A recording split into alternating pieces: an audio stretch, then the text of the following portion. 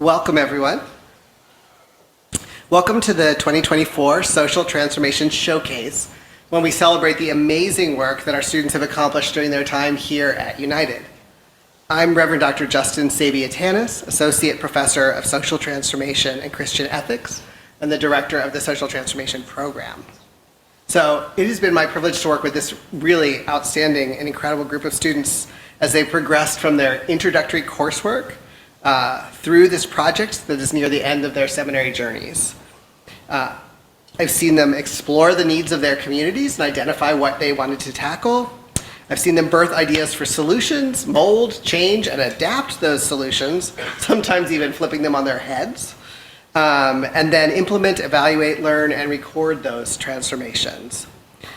And I think it's really important to note that in each case, these students are not simply completing a class project or an academic exercise, as valuable as that kind of learning can be, but rather each of these students has done something which actually brought greater justice in a small part of the world where they are. This is real work done in the real world, which has made a significant difference in large and small ways based on the project. So because of their work, because of the work of the students in this class and students here at United, the world has shifted in the direction of greater justice.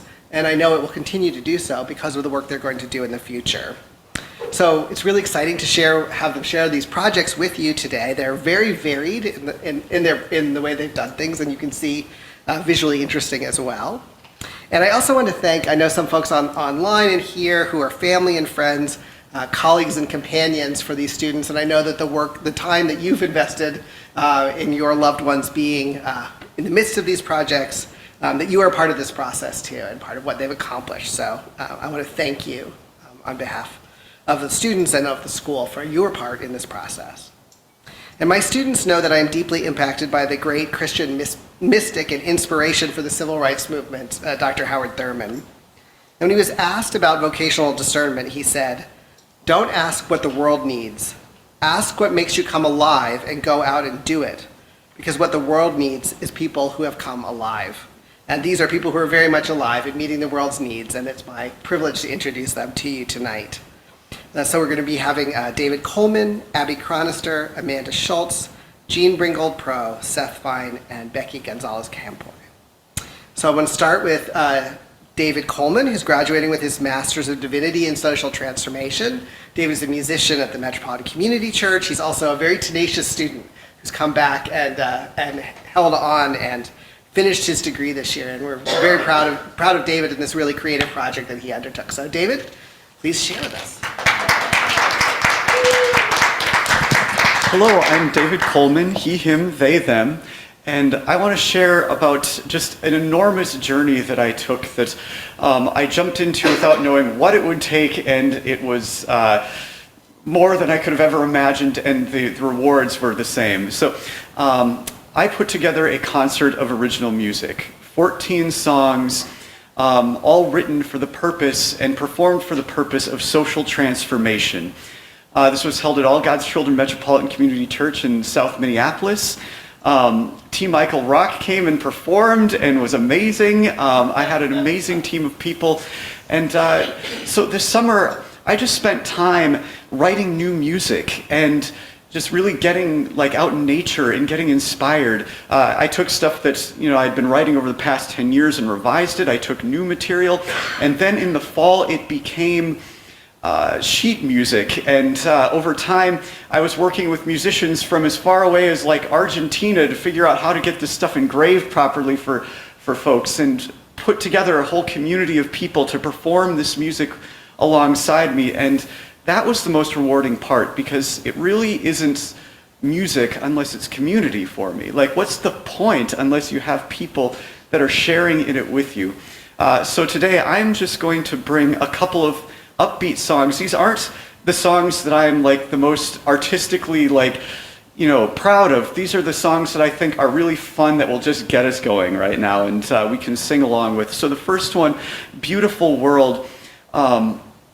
Many of us might know the Taoist story of the great sage thousands of years ago who dreamed one day that they were a butterfly flittering around in a meadow, and woke up and was like, wait a minute, Am I the butterfly, or am I the human being that dreamed they were the butterfly? And the moral of the story, of course, is a both and a very long discussion. And this song takes queer imagery and combines it with Taoism in order to make a utopian vision of what the future could be in queer theology. So if anybody wants to sing along with the chorus, I'm just going to go over this with you quick first. What a beautiful, beautiful, beautiful, beautiful world. Sing after me. What a beautiful, beautiful, beautiful, beautiful world. Next. What a place to grow and thrive, to become, yeah, yeah, yeah, yeah. What a place to grow and thrive, to become, yeah, yeah, yeah, yeah. What a beautiful, beautiful, beautiful, beautiful world. What a beautiful, beautiful, beautiful, beautiful world. All right. I dreamed and woke in a future time where all freely live as their hearts design. I'm the dreamer that dreamed and the butterfly too. A vast metamorphosis made the world new. What a beautiful, beautiful, beautiful, beautiful world. What a place to grow and thrive, to become, yeah, yeah, yeah, yeah. What a beautiful, beautiful, beautiful, beautiful world. Am I human? Someone asked in a dream. Am I flying and things aren't what they seem? I'm here and I'm also the future I see. A time of acceptance transforming me. What a beautiful, beautiful, beautiful, beautiful world. What a place to grow and thrive, to become, yeah, yeah, yeah, yeah. What a beautiful, beautiful, beautiful, beautiful world.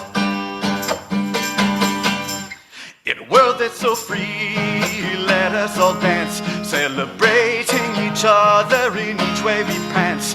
In a world that's so free, let us all dance, celebrating each other in each way we prance. Come on, sing along. What a beautiful world.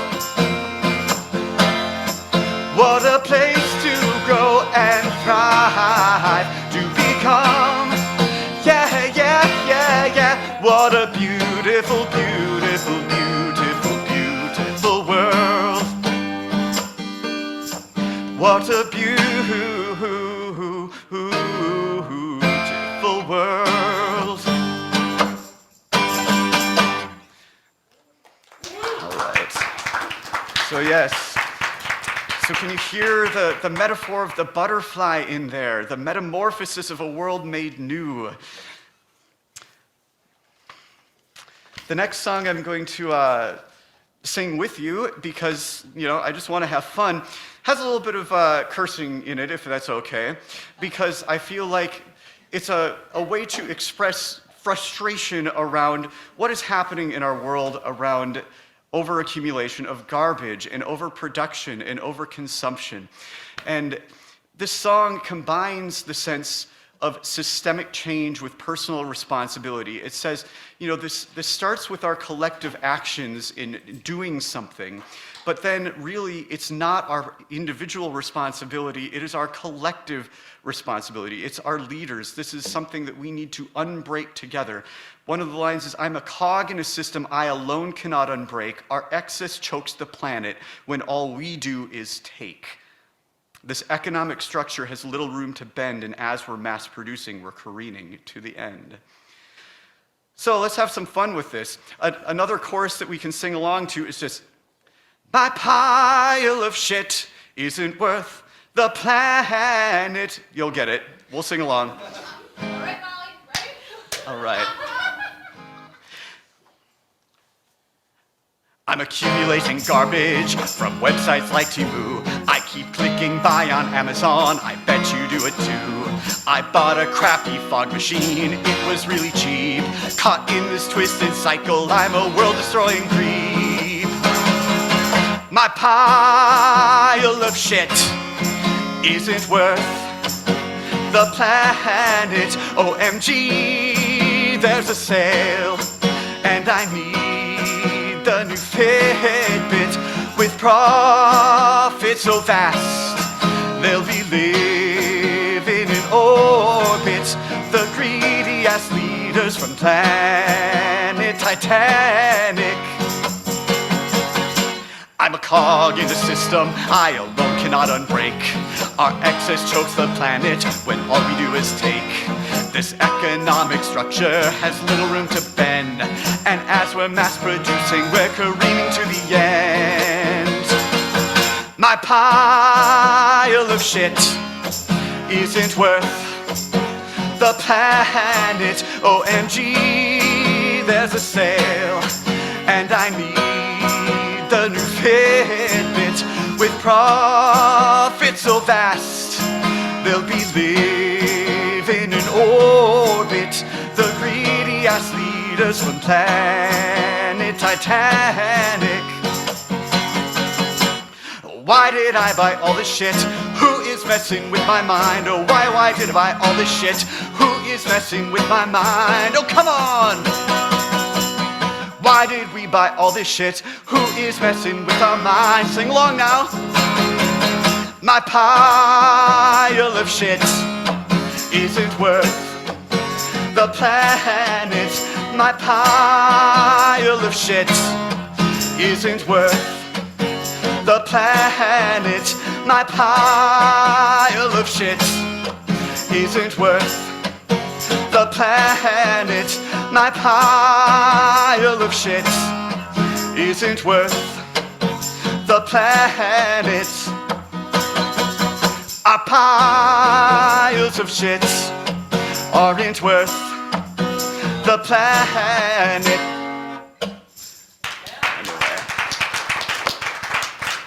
So that's a little sample of some of the more fun stuff. Do I need to make time for questions or We'll do questions later? Okay. Anyway, thank you. Next person.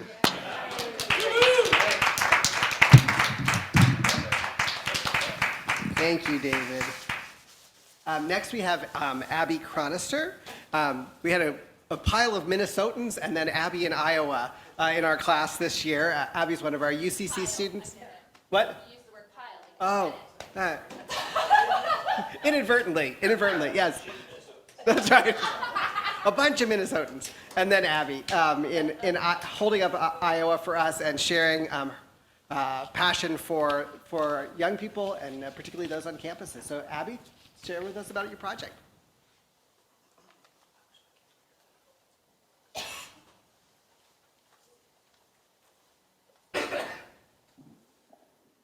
All right, there's this super cool thing now with Zoom where I can share my screen and you can see me down in the corner. So,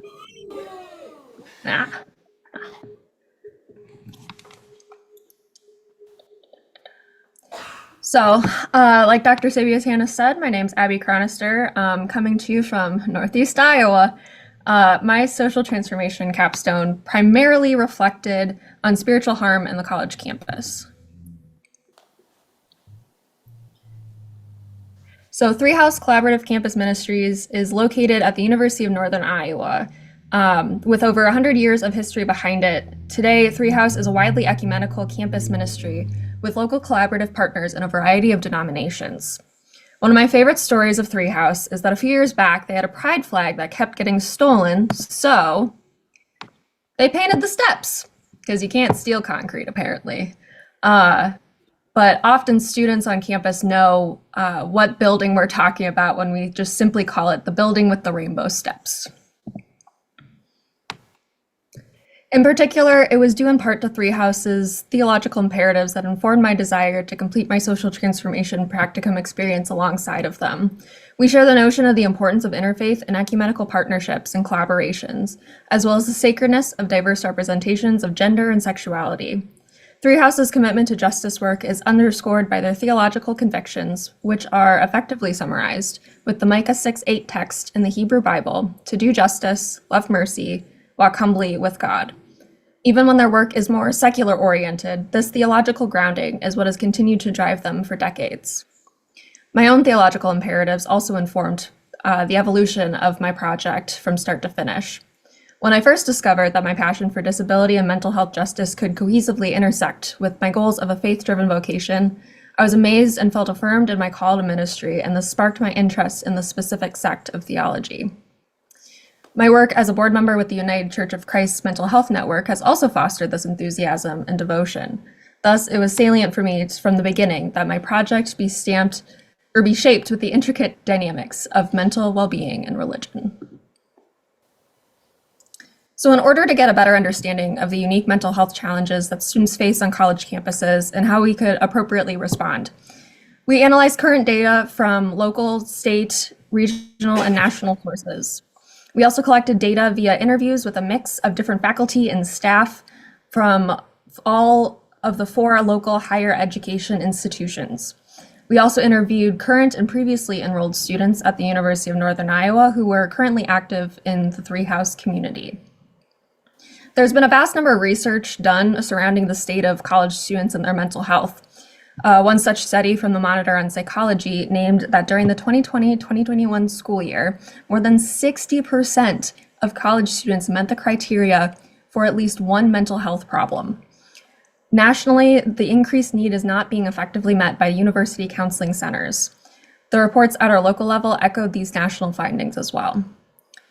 Plenty of studies are out there that analyze how mental health and religion interact in the general sense. However, when we search for a zoomed-in perspective on specifically college students only, we only got one result accessible.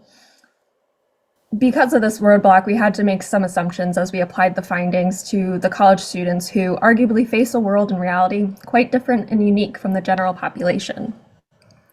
The overall consensus, though, is that religion and spirituality have shown to provide mostly positive effects in relation to one's mental well-being. Synthesizing our interviews led us to find a handful of common threads. Anxiety and depression were consistently reported as the most prevalent of mental health challenges as perceived by the faculty, staff, and students. Additionally, every single interviewee agreed that religious organizations should stake a claim in the realm of mental health justice. This answer was provided by both those who do and don't actively participate in religious activities. A few more interesting finds worth mentioning include the notion that people either turn away or towards the church when they're facing struggle, especially with the context that approximately 25% of the time, clergy members are the first point of contact to someone seeking mental health care. They'll make that contact with a clergy member as opposed to other providers, this according to the Health Services research. Additionally, one interviewee expressed that for those discovering faith for the first time, religion can give one new purpose. However, religion can also exacerbate mental health struggles and further harm those with religious trauma. While there's far less research at present that points to the negative effects that religion has on mental well-being, it's still a caution that we gave heed to. After all, a very recent study conducted by the Socio-Historical Examination on Religion and Ministry found that 1 out of every 3 people in the US, adults in the US have experienced symptoms of religious trauma at some point in their life. While also taking into account the context of the outnumbering presence of high pressure, not to mention also queer non-affirming religious groups on campus with long histories of sparking spiritual harm of all sorts in our students, the team at Three House identified that hosting a peer support group, discussion group surrounding spiritual harm and religious trauma was one way to respond to an incredibly prevalent issue on campus.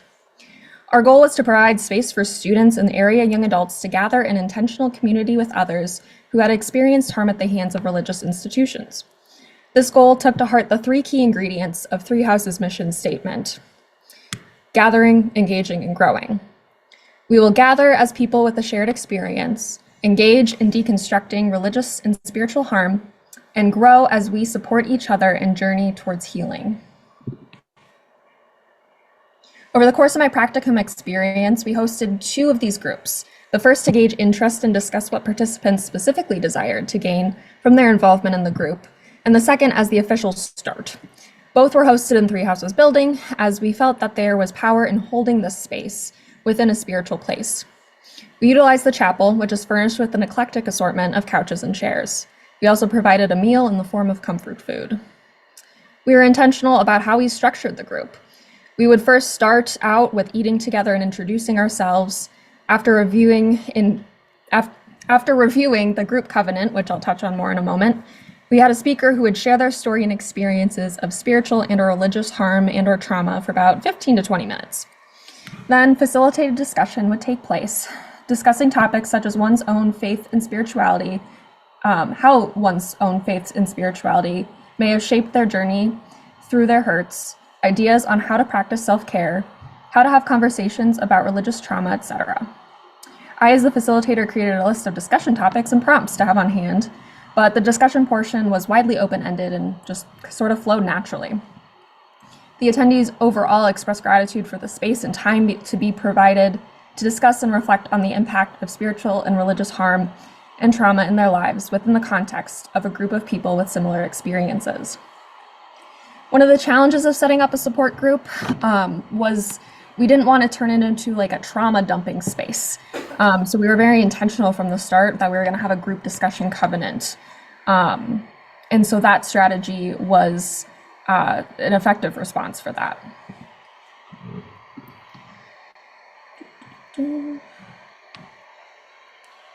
An additional resource that we created that came out of this practicum experience was a trifold brochure, and it consists of sections that discuss factors that put one at risk of experiencing spiritual harm, warning signs that one may be in a situation with potentially harmful group, and suggested next steps in response.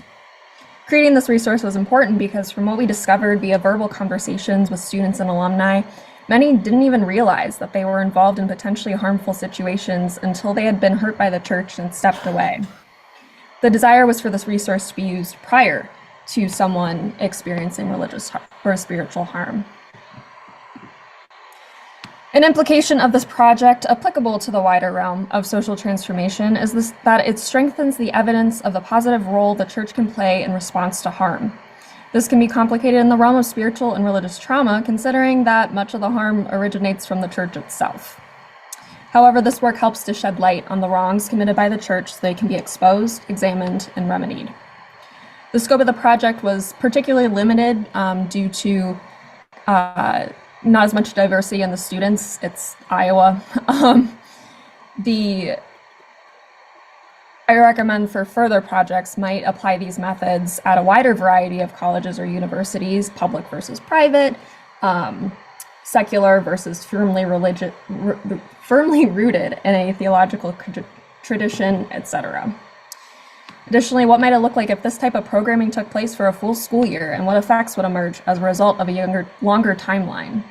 The latter is something that we're currently looking at as we continue to facilitate these meetings near monthly.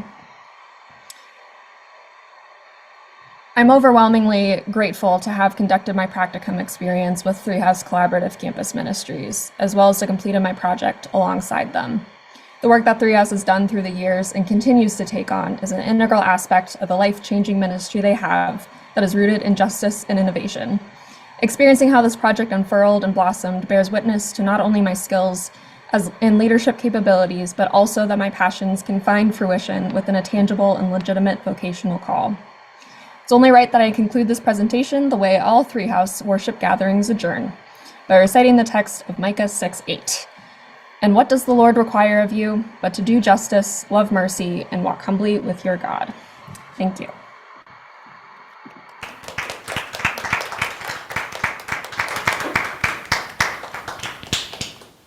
Great, thank you, Abbie. Next, we have another student who also had a passion for the well-being of young people, particularly those in the LGBTQ community. So I want to welcome the always enthusiastic Amanda Schultz. And the QVC show over here. Let's see. I'll try and move it over a little bit. Oh, groovy. Testing 1, 2, 3. Anything but that. Okay. It's a really good way to start by talking about rent. Okay. All right. So I'm, as Justin said, I am Amanda Schultz. I am pursuing my Master of Arts in Leadership and Social Transformation, and I graduate in a few weeks, and that's super exciting.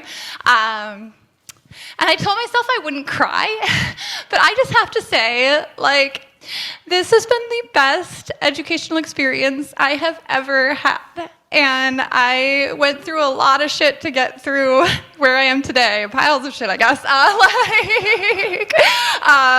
And I have felt nothing but support and affirmation for who I am and how I show up. And I've been really appreciative of that. So thanks, everybody.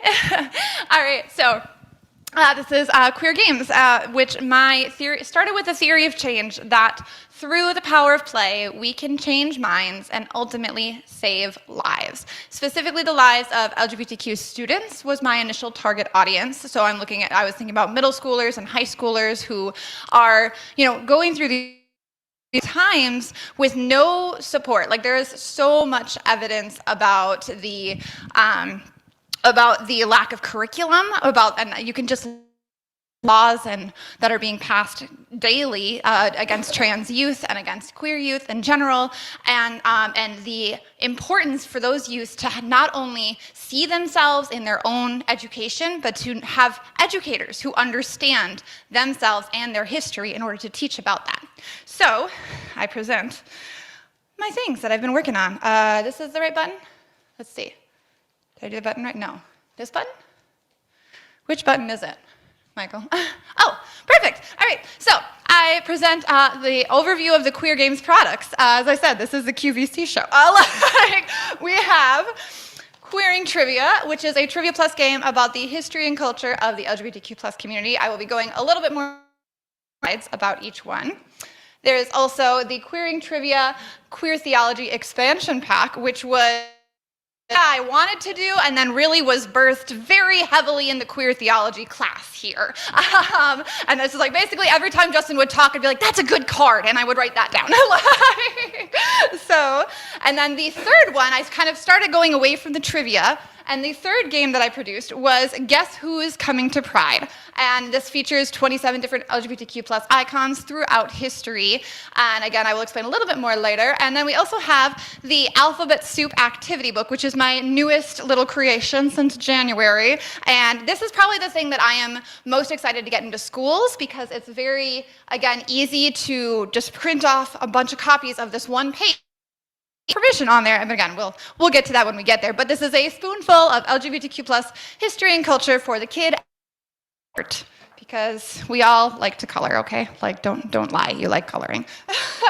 And so this is kind of the little setup of that cute little trivia wheel that I've used that for a couple of different events now, and that's been kind of a fun way to get through some of the trivia questions in a unique way.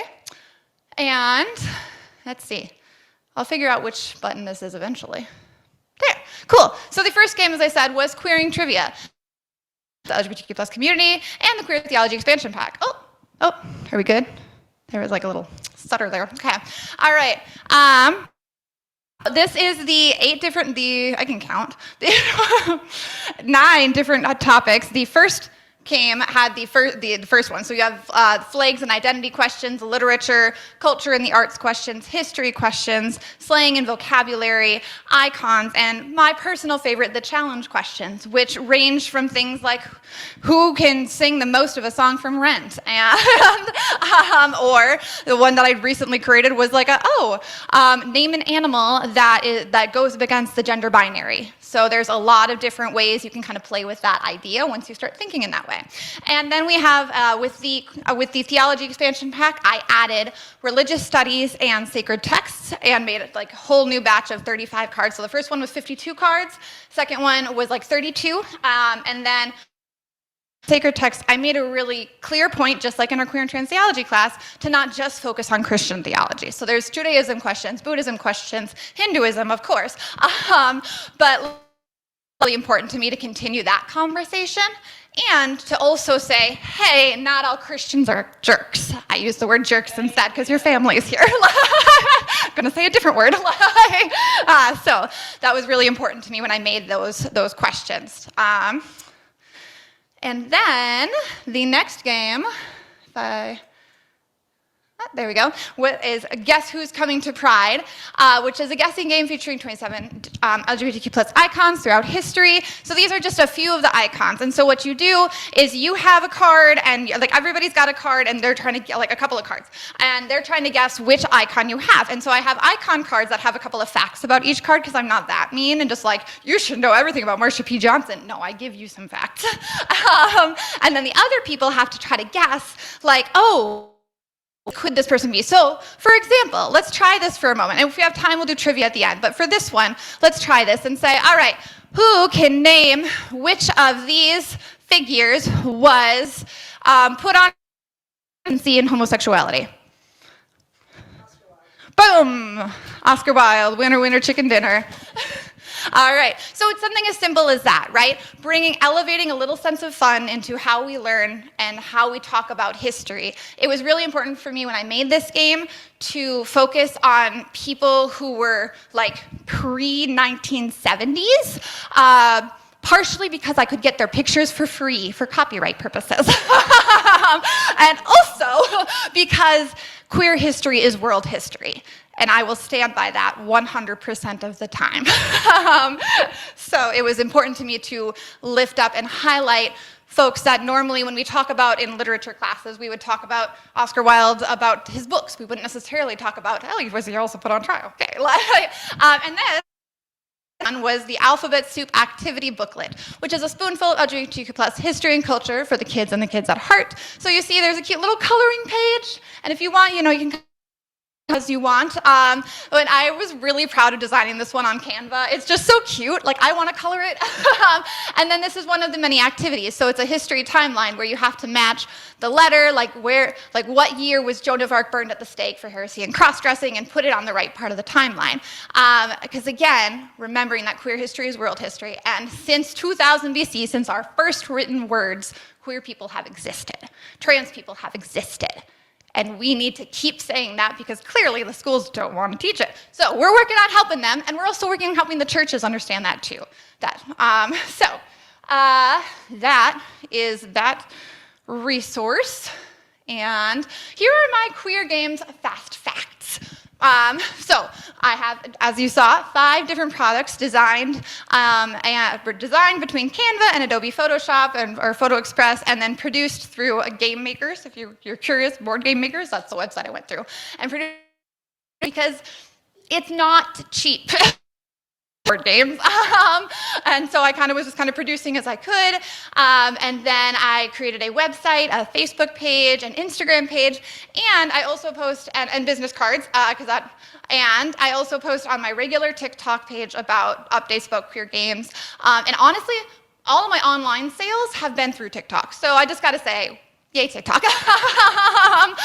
And then the 2 trivia events at Makwa Coffee Shop, and those were just really, the first one was like 18 people, the second one was like literal full house, 25 people, every single nook and cranny of that little coffee shop was filled, and there was just so much queer joy, and it really felt like, like I always like to remark about, like, the moment when I had complete strangers singing La Vie Boheme across the room to each other, that's when I knew I had made it.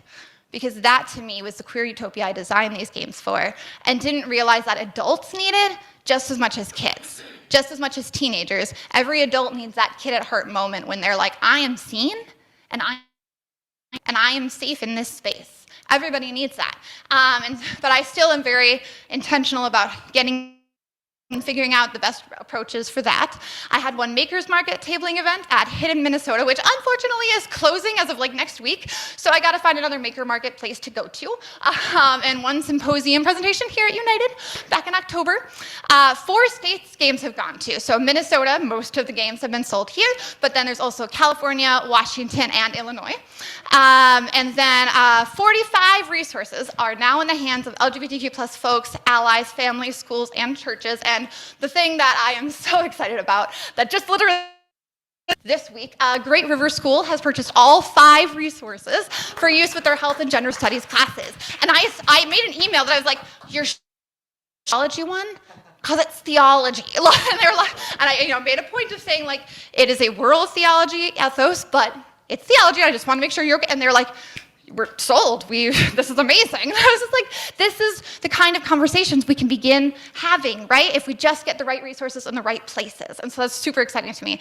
And then $225 in 2023 was donated to Minnesota Transplant Project, which is helping transgender and gender nonconforming refugee families relocate to Minnesota. Unfortunately, they are not financial fundraising anymore, so now I'm just probably going to be donating to Outfront, because we also love Outfront Minnesota. And that is still a portion of what I hope to do, is continue providing donations to other organizations and pushing forward those conversations and those fundings. However, unlike in the beginning of the semester, I don't have a job anymore. So, and as I said, it's expensive to do these things, but I'm going to keep at it and see where God opens the doors, and trust that this is the right thing, because it is. It is the right thing. So,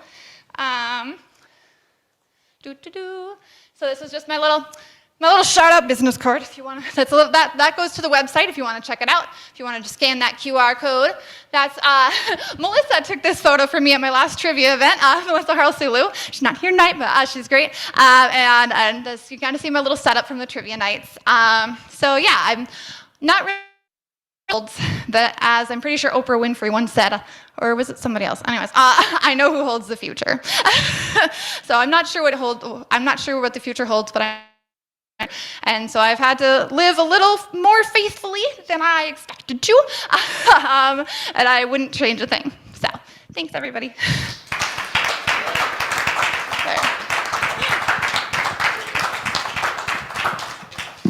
Thank you, Amanda.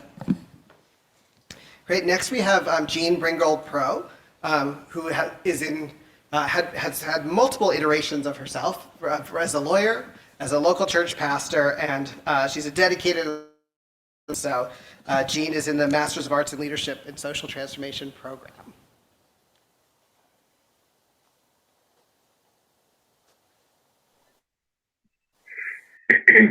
Thank you. I'm from Minnesota, but I'm joining you by Zoom because my husband and I are taking care of our 5-year-old grandson tonight, and logistics just dictate that we be home.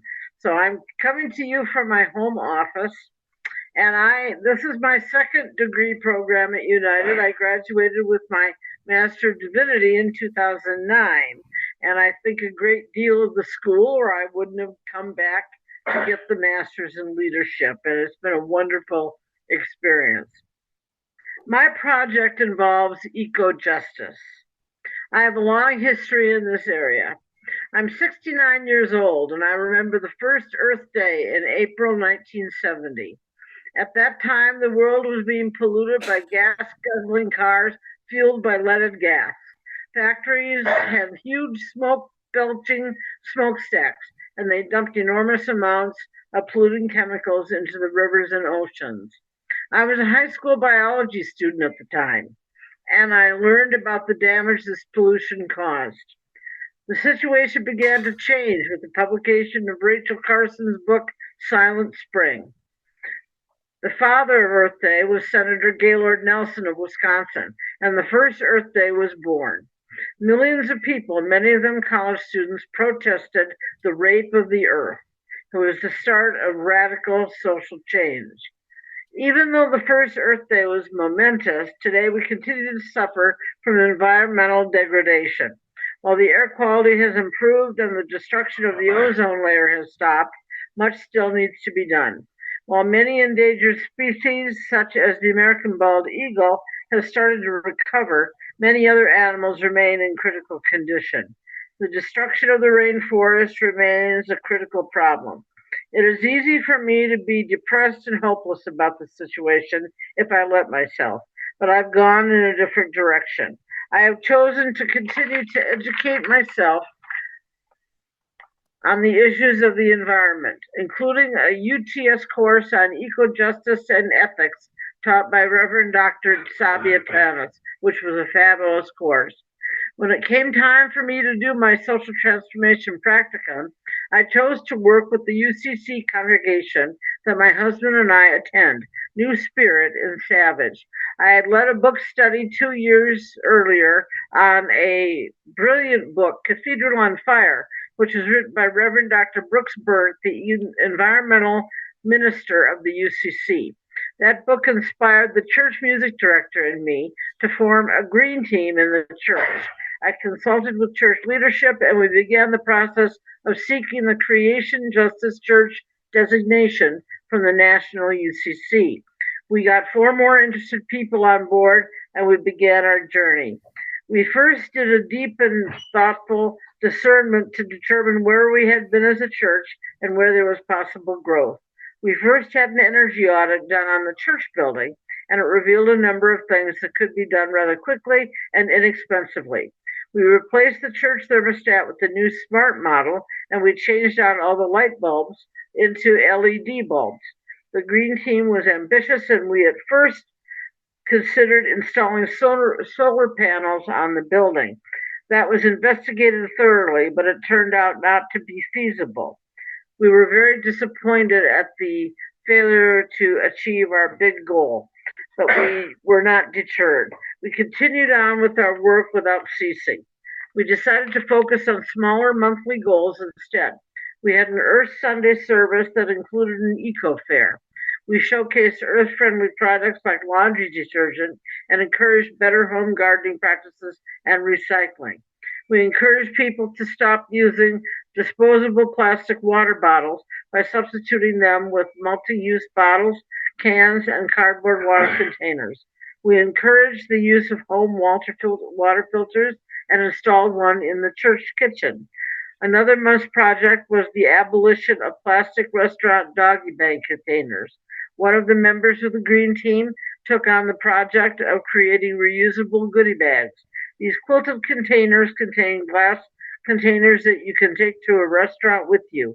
By using them, you abolish food waste and throw away plastic at the same time.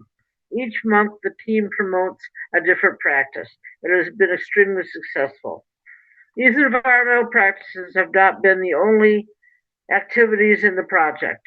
The church has embraced this in a deeply theological way. Our pastor has enthusiastically led us as well. She led us through the season of creation in September 2003. This is a program celebrated throughout the world, especially in the Roman Catholic Church. She preached a series of environmental sermons. I preached in October on creation justice as well. We held a green picnic, during which we rededicated a renovated peace garden on the property.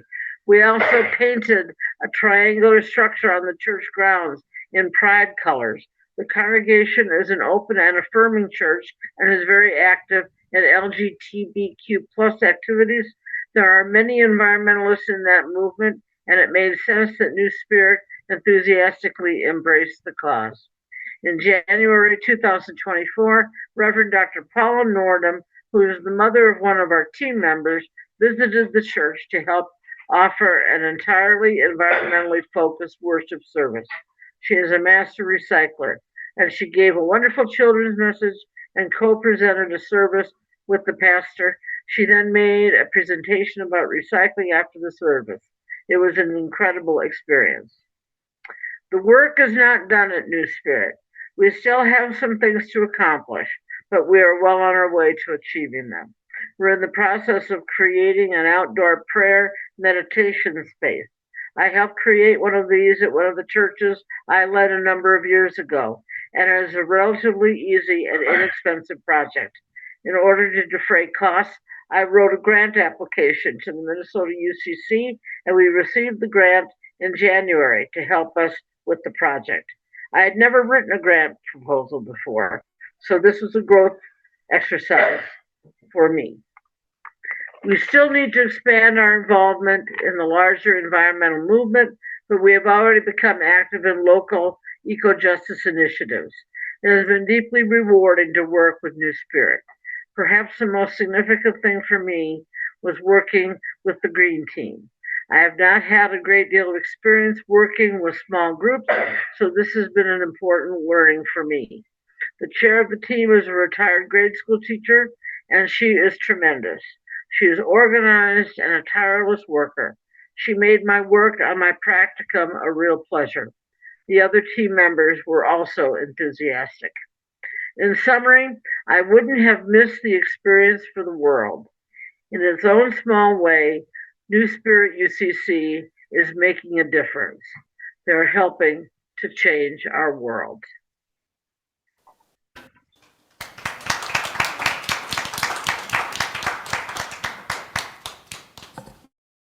Jeanne. Next, we have Seth Fine, who's pursuing the Masters of Arts in Leadership and Social Transformation and graduating this year. Seth brought not only a wealth of skills in social change already coming into the school, but a passion for the environment has become an integral part of our campus. So, Seth, please tell us about your project.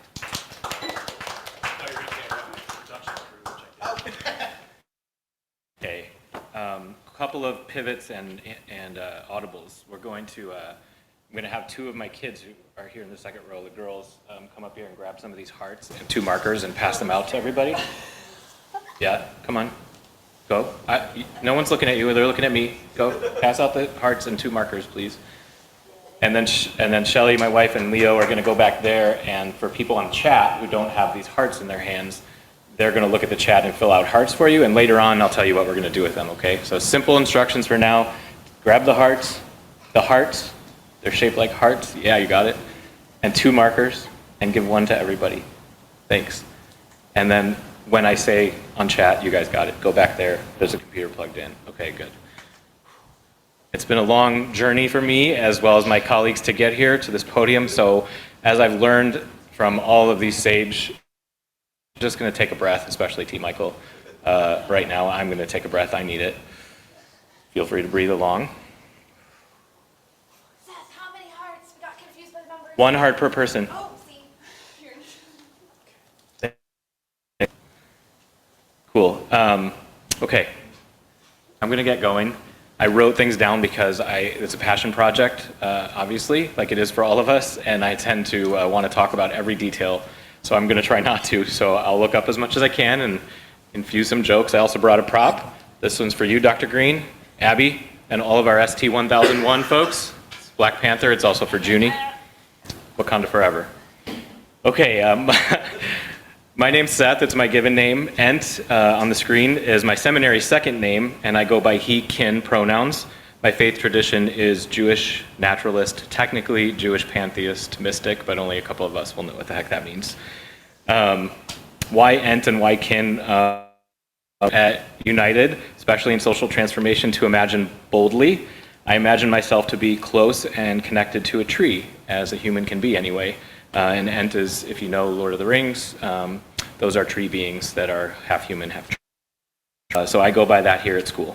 I'm someone also with a system of established roots interconnected with the land and all the life that it supports. This gets into my project quite a bit. Below the surface, just as real and important as the trunk, the bark, the branches, the leaves, etc., are the fruit that you can see, touch, taste, feel. Kin, if you didn't know, is a pronoun inclusive of all living things, not biased towards humans or gender.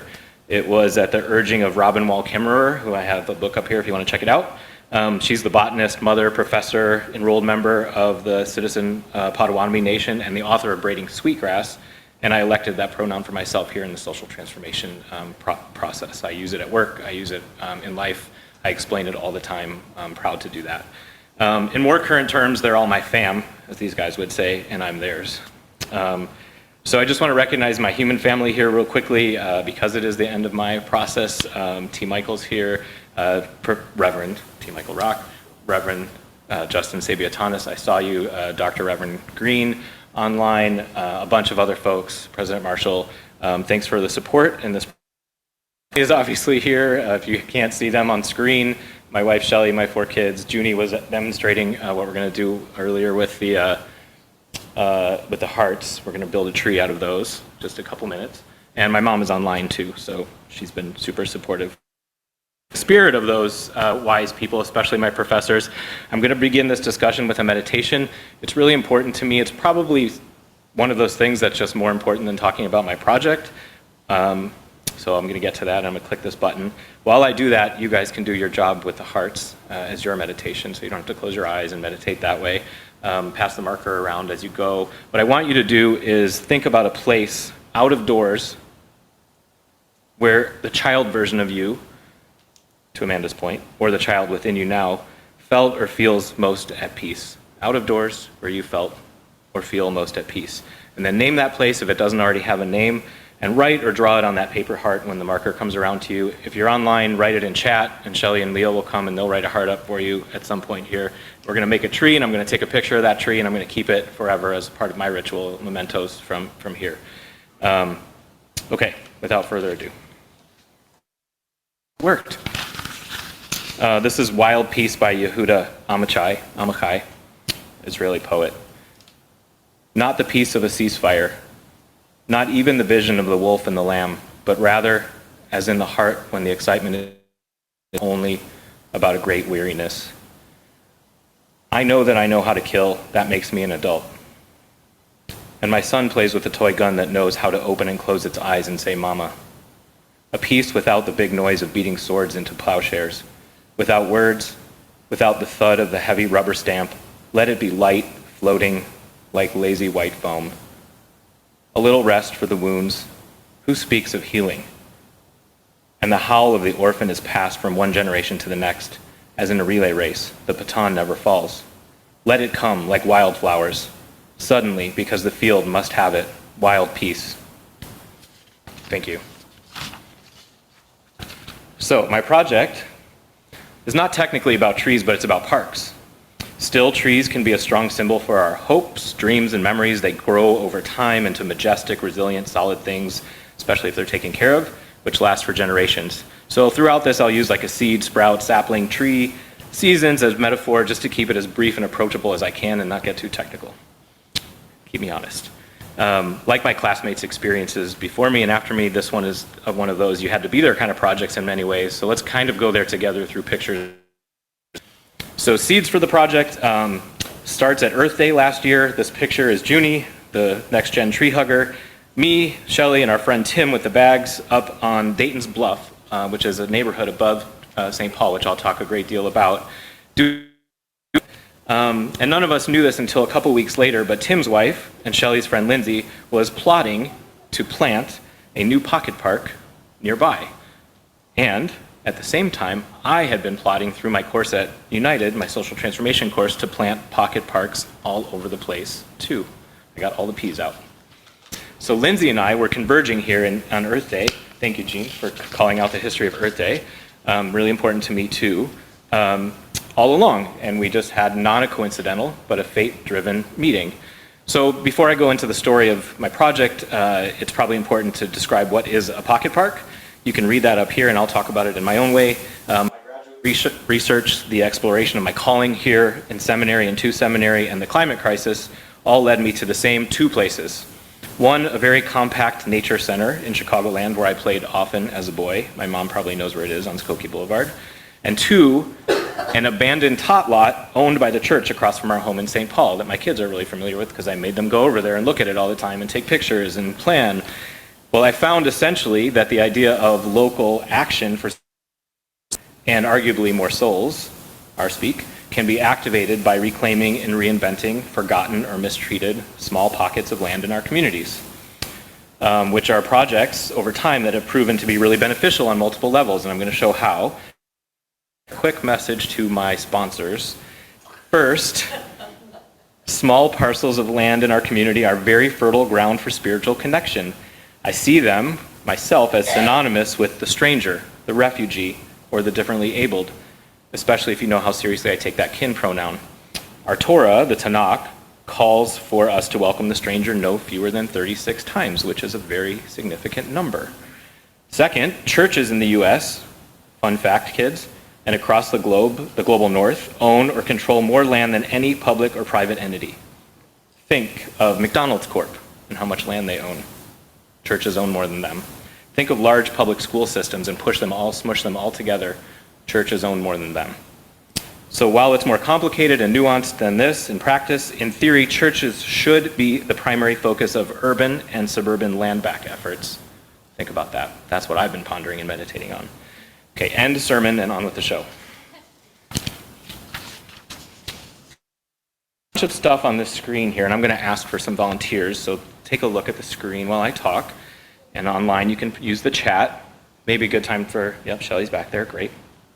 Without going through all of these are just some of the offshoot benefits from seeding and growing urban, especially when cultivated by or with your neighbors or our neighbors or the neighbors. So question for those here, which of these would or could compel you to join a park movement where you live? Or if like Abbie, and in my past, Kansas, you live where land and parks are kind of plentiful and all over the place and you're not kind of in an urban place, although there are urban places in Kansas.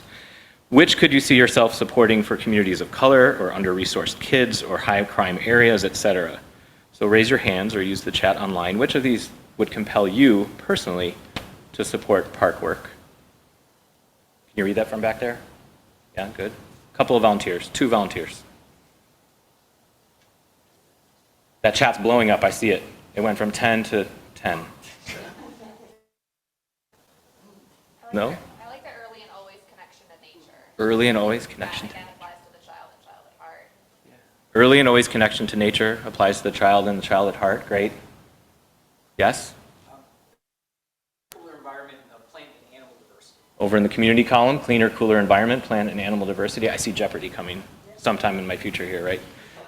Okay, very good, good. I won't stress you out too much. I'm here to talk and you guys are here to listen. That's cool. My favorite one is Room for Wonder under Child and Planet. If you want more grounding on any of this research, there's so many plentiful benefits. I strongly recommend the organization Trust for Public Land. Shelley is for sure tired of me talking about them and giving money to them. But I'll go back to my own work on parks, and that time last year, exactly this time last year, was less about the why, which is what this is about, and more about the how and where can I do this, pocket park seeding and growing.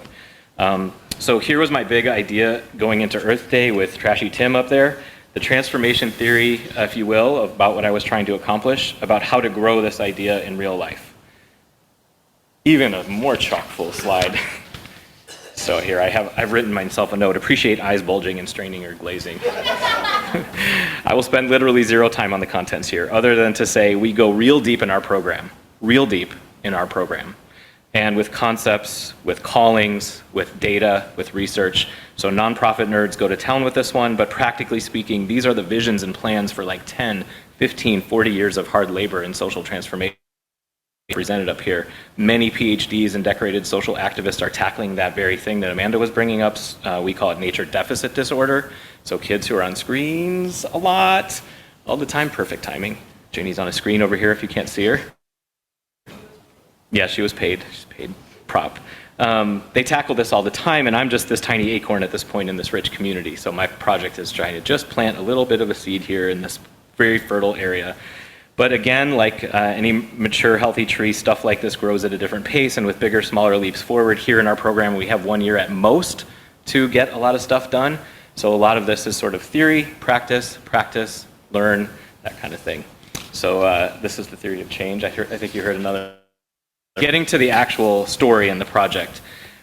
So how it started up on Dayton's Bluff was this vision that I had from all of our work in social transformation, which is, quote, give the park to call their own. And then the how it's going story with after the project, which we'll get to how, is this actual shared Dayton's Bluff community purpose statement from the community itself with me involved, which was supporting every neighbor's vision for a greener community. And that lives on. So those are our purpose statements. The rest of this time, which is like 3 minutes probably, maybe 4, I'll try to do my best, is really just a few more pictures to explain the where my work took root over this past summer and fall. So Dayton's Bluff, if you haven't been there, it's a very gritty, growing edge community, as Howard Thurman would say. And it also has so many treasures and assets. It's beautiful. It overlooks the downtown. There's a lot of many great things I can say about it. One of the areas that I would recommend visiting is Skidmore Community Garden. They're one of my community partners now. And they're one of the oldest parks in our area, and now they have one of the most established, but small, community gardens. So really a great place to be, visit, live, as our friends do. But anyway, I worked with Dayton's Bluff Community Council. It's the most local level of democratically elected government in our area. There's a system of 17 councils all around 1975, the same year I was created, no coincidence either, to connect residents in the city on important issues and programs, specifically land use. So right into their bylaws is like, how are we going to use the land? We need to involve people to do it. Cool.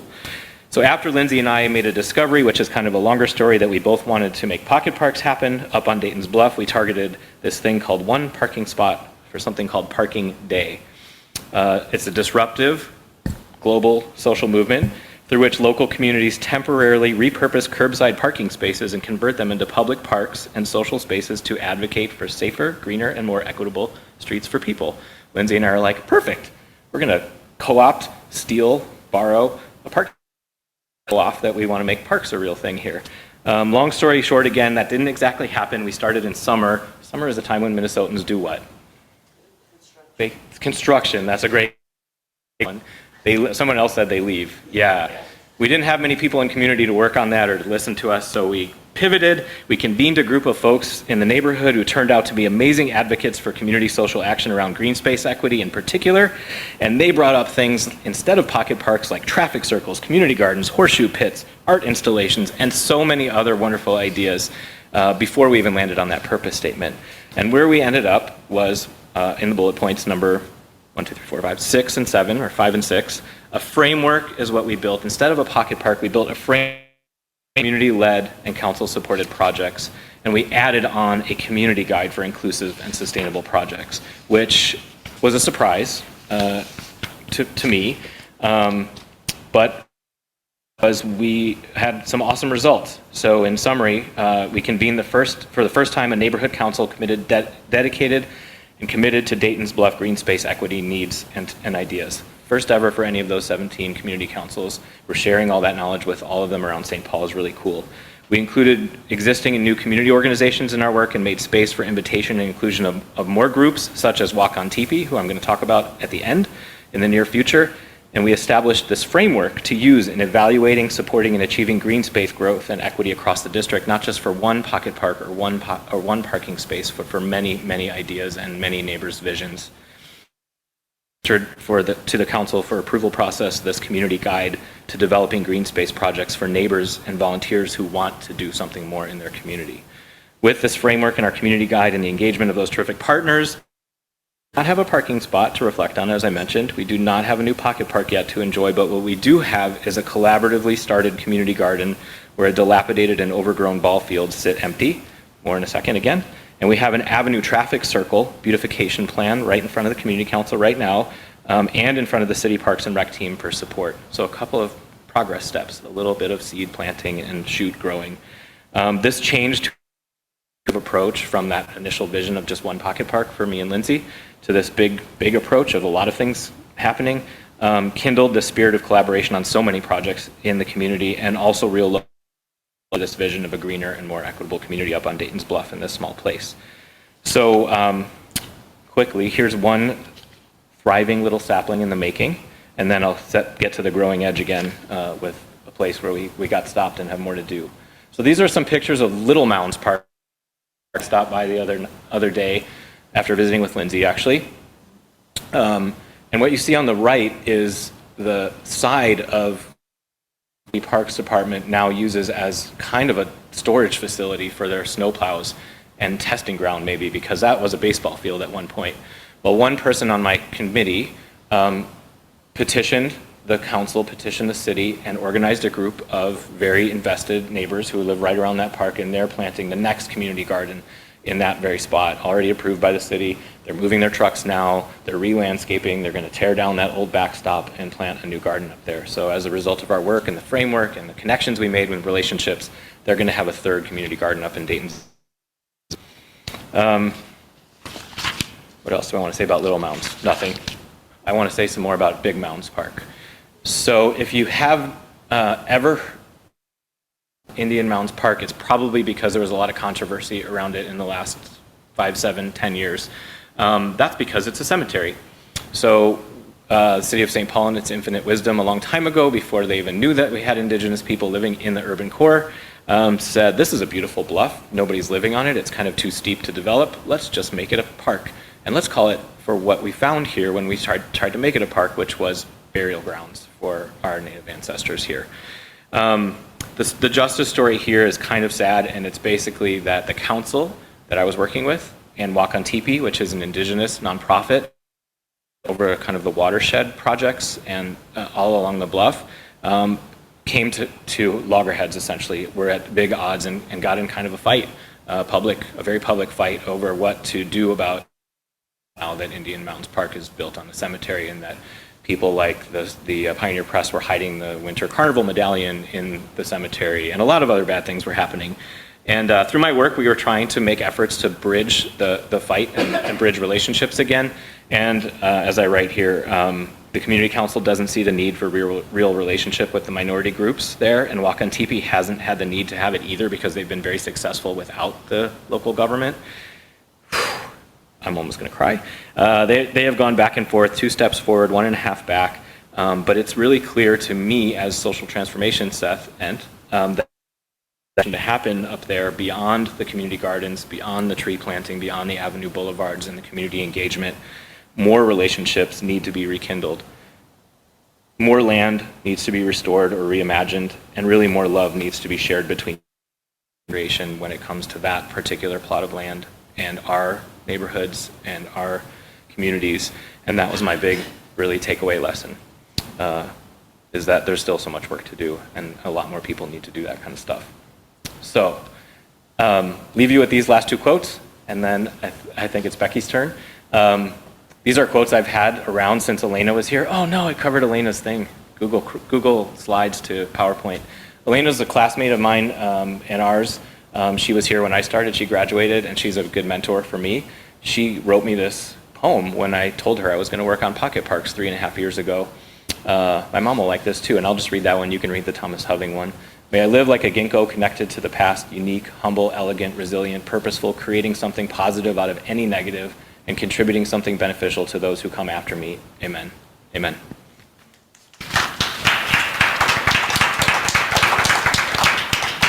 Don't go away with your hearts. We're going to post them up here. Thank you, Seth. And oops, condo's falling. And last, I want to bring up Rebecca Gonzalez. Becky has a passion for Unitarian Universalism, a passion for social transformation. She actually pioneered a new form of our degree program to be able to combine the two, and made that change in our program. So please come on up and share. I'm going to do something different because I have 2 clips of tape I want to share with you. I learned at United that you never ask, can I do something? You say, hey, I have this idea. Here's how we might want to do it. And then it happens. It's awesome. And we made a point of telling future students that too, just so you know. All right. Forgive me on 2 counts. I'm normally doing this on Zoom in second. This is a new computer. I broke mine earlier today. So we're going to just do something a little different. Where's my stuff?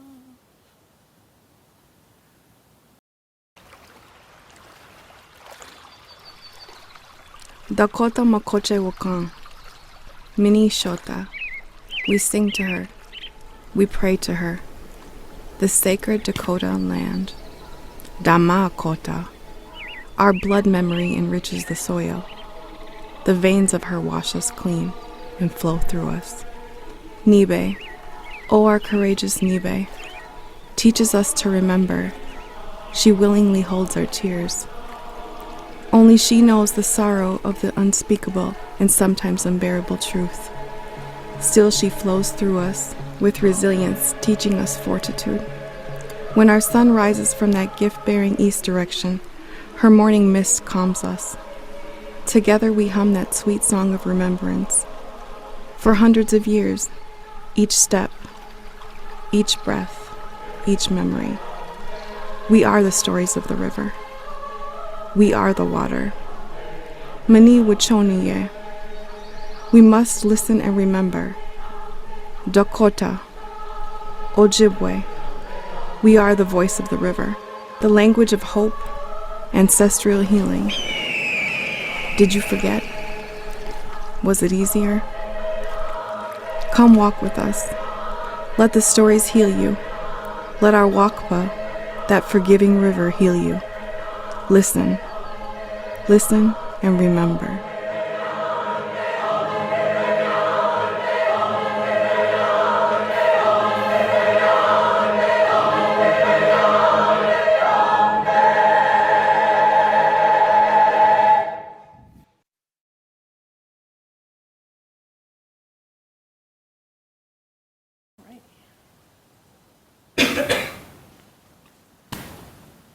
We stand on the homelands of the Dakota Nation.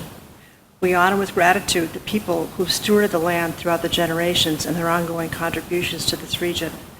We acknowledge the ongoing injustices that we've committed against the Dakota and Ojibwe. We wish to interrupt this legacy, beginning with acts of healing and honest storytelling about this place. This is Unity Church Unitarian's land acknowledgement. Ministers used to proclaim it from the pulpit each Sunday. Now it's printed in our order of service.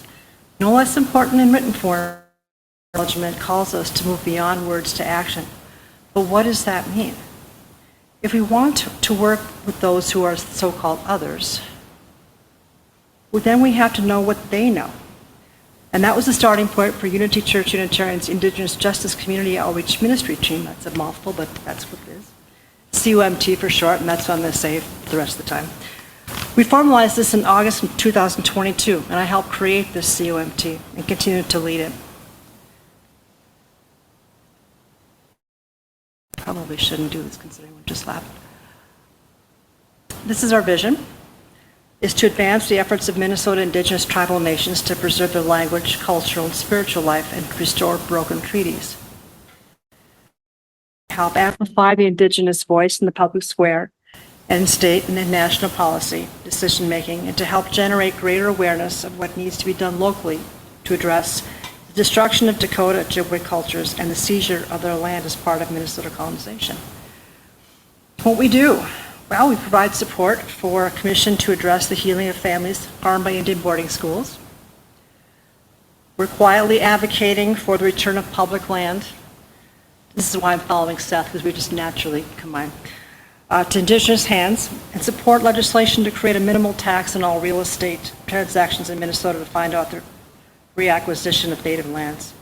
And we're working with the Twin Cities Repair Community for the Makoche Ikuchipi establishment of native villages.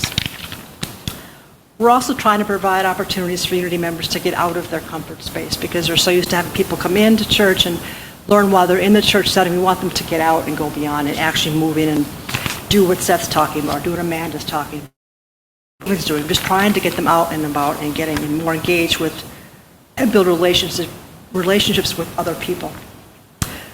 So I am, if I ever write a memoir, which I probably won't, but if I ever did, it would be called The Accidental MDiv. And that is because I actually, when I registered, replied to UTS, I thought I was going to become part of the MAL program. But I got a welcome letter from the MDiv program. So here I am, and I thought, well, I'll give it a shot. They said, no worries, you can just change it up later if you don't like it. That's Mason Mazanga, he's a great salesperson. And I said, sure, and I told my daughter, I told everybody you were going to be ordained, but I don't know what you... Oh, fine. So I arrived with little, in 2020 actually, nearly 4 decades after earning my BA in French and journalism from Macalester College. And I arrived at seminary with little religious baggage to unload, but limited exposure to sacred text. And I also know almost nothing about my own faith, Unitarianism, except that our ancestors include major players in politics, literature, and education. I grew up in the 1960s and 70s when the Unitarians and Universalists had just finalized their merger, and they were still sorting things out. The thing is, I didn't even know they were doing this until I came back to the church in 2016. I had no idea.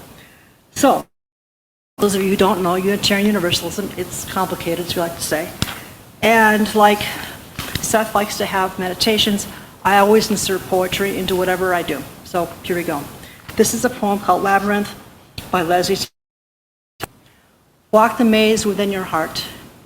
Guide your steps into questioning curves. This labyrinth is a puzzle leading you deeper into your own truths. Listen in the twists and turns. Listen in the openness within all searching. Listen, a wisdom within you calls to wisdom beyond you, and in that dialogue lies peace. So, what did I hear when I listened to that voice with him? A resonance with, you like this too, Seth, pantheistic naturalist process philosophy. Yes. In short, God is nature, ambiguous and unacceptable. We humans are merely one aspect of nature, one strand in the interconnected web of life. Add to this a heavy dose of activist theology, you've got game. Again, as Unity's bumper sticker says, Unitarian Universalism is complicated elevator speech. Unitarian means a single source of the divine. Universalist means responsibility and commitment to love the hell out of this world. So my life practice is that of social justice work, first in education and healthcare, and now that of anti-racist multiculturalism in a UU setting. I completed a spiritual map survey in 2018 as part of an adult faith formation class. And no surprise, the results revealed I did a fine job of looking out, not so great looking up or within. And so I entered seminary hoping all of these moving parts could come together into something meaningful, a life grounded in faith as I defined it and engaged in dismantling white supremacy. Fast forward to TR 2007, Universalist Theologies. Finally, during my 5th trimester, this class provided some clarity to what had been quite hazy to me. 3 UU theologians and 1 Christian activist theologian taught me I didn't have to look up to find God. I could continue to look out and find the holy in nature, everywhere, to strengthen my commitment to social justice work. I have limited time with you, so I will cut to the chase and share what lights the fire in the hearth of my personal house of worship. The storytelling of theologian and ethicist Dr. Robin Henderson Espinosa, author of Activist Theology, who now is Roberto J. Espinosa. He shows how theology and ethics can be put to action and change using narrative rather than theory to create new forms of knowledge. I am not, nor will I ever be, and Damien Wheeler doesn't like this, but I will never be an academic theologian. Although I will not, I just haven't heard any whisperings like that. But I can tell stories, translate stories into theory to praxis, as a means of connecting across the complexities of our lived realities. I can listen to stories, and it's through story that we learn about ourselves and one another, and together we can co-create possibilities never considered on our own. So putting theology into action. I joined 4 other women to launch the Indigenous Justice Community Outreach Ministry team at Unity in the middle of COVID and all its restrictions. We range in age from the early 30s to 70s. We began exploring partnerships with local Indigenous organizations. We shared information about various events we could attend, at first virtually and then in person, to begin forming relationships to serving as allies. Then we hit several snacks. And this is where my leadership style emerged. I view obstacles as things to move around rather than reasons to stop what we set out to do. That door just closed? Let's find stuck. Try the next one over. Who knows the janitor? We'll call that person to bring the key to whatever is locked. Our co-ministers who have been at Unity for 21 years retired. Then our COMT staff contact completed her contract and moved on to other projects. The next COMT liaison started with big ideas and then encountered some serious personal problems which made her unavailable for any guidance and support. Several of our original committee members fell away from our group for a variety of reasons, and others joined. One other person and I are the only original members of this group still active in our COMT today. We are now a leadership group of 4, 2 men and 2 women, with varied other interested folks attending our monthly meetings and offering their gifts when they are needed. These setbacks didn't deter our IJ leadership from sponsoring education events for our congregation, both in person and online. We held one with the National Native American Boarding School Healing Coalition, also known as NABS, and that's how I'm going to refer to it. This happened in April 2021, and this is after our guest from this group got fired or resigned a week before our event, and no one told us. We pivoted and presented a NABS webinar with a presentation on the UU participation in the boarding schools tragedy by one of our leadership group members. We organized a Sacred Sites tour with Reverend Jeanne Bringgold-Pro a few months later, and a slight break here, there also is one with the Minnesota Humanities Commission that does include Mounts Park. And it's fabulous, you gotta go. It's just a great way to learn about what's there, learn about the history, repair some of the damage, build some of the relationships. So do both, you got time. We brought in the executive director of the Indian Land Tenure Foundation for a conversation about land back efforts in the spring of 2022. We paid for these events by tapping into, well, through Sunday offerings, because the way Unity has things set up, our Sunday offering, like 75 to 80% of whatever we collect goes to a nonprofit of their choice. And it's congregants who suggest who that nonprofit might be. In this case, it was for our programs. We also tapped into 2 different line items in Unity's budget, Wellspring Wednesday programming, and a fund for anti-racist and multicultural events. However, we desperately needed to get our COMT application approved so we could generate our own funds. Meanwhile, church leadership had their hands full when the congregation voted to not accept a ministerial search team candidate for a settled minister. No one saw this coming, and our interim minister had already taken a new post. So not only did a chasm emerge between congregants, we had to find another couple of interim ministers to see us through another 2 years. No one cared about new COMTs, but other COMTs did. And the Act for the Earth Community Outreach Ministry team approached us to collaborate on a 7-part series called Truth Telling and Healing, Indigenous and Environmental Justice Series.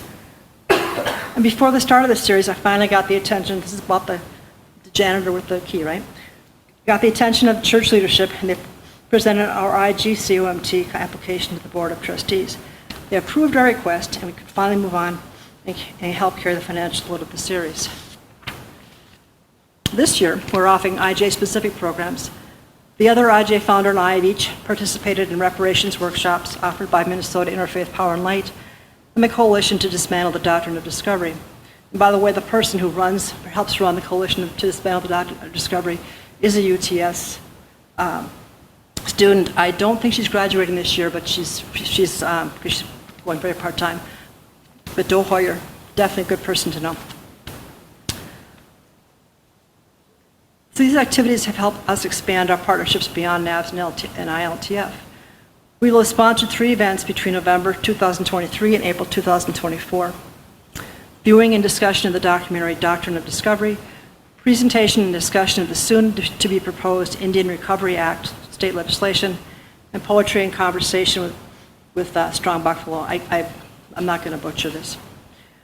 I expected to be a holy disruptor in the community, but as it turns out, my team and I have found ourselves in the role within our church community.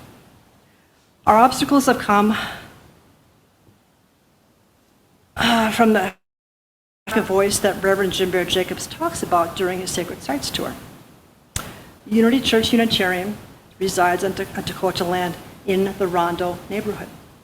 This leads to an ministerial team who seems to be focused on the latter and not the former. Minnesota destroyed Rondo, the interstate highway system, so we support reparations to these displaced families. Agreed. But they resided on Dakota land. How do we address reparations for the exiled Dakota? We need to do both, especially since we have an earmarked fund for reparations.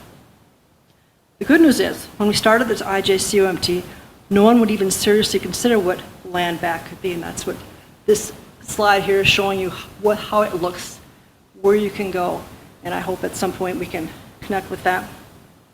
So today, thanks to the work of several groups, including the Minnesota Interfaith Power and Light Group, several creative options do exist, and it requires thinking outside the box, not just,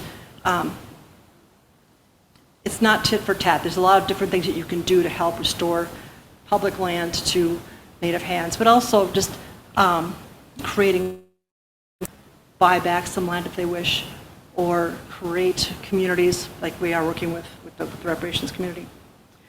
So the recommendations for a wider community. A fistful of cliches come to mind. Advice for others: perseverance, don't give up no matter the obstacles, pivot and adapt to whatever comes your way, create covenants to set the ground rules for having tough conversations, but do have those conversations.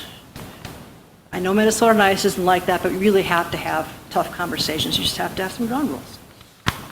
Ground yourselves in some sort of spiritual practice as a continuous source of inner strength. Come with a vision, but listen deeply to everyone in the leadership circle. Follow this simple practice. And build strong relationships with staff and honor their chain of command once you've learned it. And finally, bring your curiosity and imagination. That's it.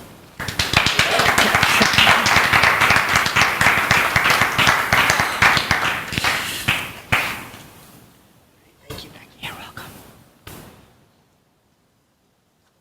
About it at 8:30, but maybe we could do one or two questions if anyone had a specific question for one of the students. Any questions? If you're online, you can raise your hand if you have a question. That was pretty comprehensive. Oh, yes, Mike.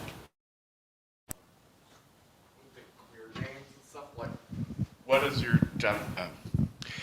is your definition of queer? Because it seems like in recent years, when someone comes up to you and says, I'm queer, it's like it takes on a multiple number of ways. And so what does queer mean to you, or what is your definition of it? Well, I put on the back of my business card a trivia question about that. So, the word queer is A, a noun that was weaponized that is being reclaimed. B, a verb, something we do by resisting the normative ideals of society. C, an adjective to describe an individual's gender or sexual identity. Or D, all of the above. It is, and I don't know if I mentioned it before, but is an acronym in Queer Games. It's Queering Education Through Enriching Resources. And so it was really important to me to incorporate that idea of this is a philosophy, and it's also a mentality, and it's also a my embodied experience person. And so it's all and none and everything above. I don't know if you need more than that. Cool. Thanks, Amanda. It's on my business card. So. Any other? It's the both and thing, yes. That's a very united answer. That's right. Do you want to give us some instructions for our house? No, I'll send pictures. I think we have a list of who was here. Okay. Okay. We'll take care of it. Okay. Just give it to me or Shelly or one of these kids. Okay. Great. Excellent. Okay, well, thank you all for being here, and please join me in amazing work this year. And those in person, we have some refreshments out in the kitchen, so please help yourself.